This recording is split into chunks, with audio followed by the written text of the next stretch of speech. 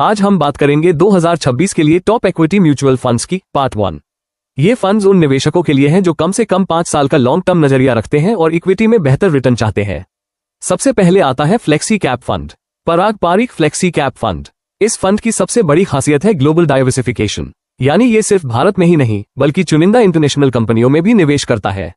जो निवेशक रिस्क को बैलेंस करते हुए स्टेबल ग्रोथ चाहते हैं उनके लिए ये एक मजबूत विकल्प है। अब बात करते हैं लार्ज कैप कैटेगरी की। Nippon India large cap fund.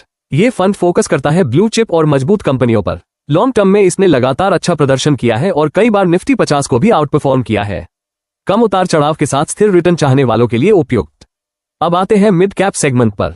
Motilal Oswal mid cap fund. यह एक है कनभिका फंड है जो सीमित लेकिन हाई ग्रोथ मिड साइज कंपनियों में निवेश करता है। लॉन्ग टर्म में मिड कैप से बेहतर रिटर्न की उम्मीद रखने वालों के लिए यह फंड ध्यान देने लायक है। और आखिर में स्मॉल कैप कैटेगरी। बंधन स्मॉल कैप फंड। ये फंड अपनाता है ग्रोथ एट रीजनेबल प्राइस यानी गाप स्ट्रेटेजी।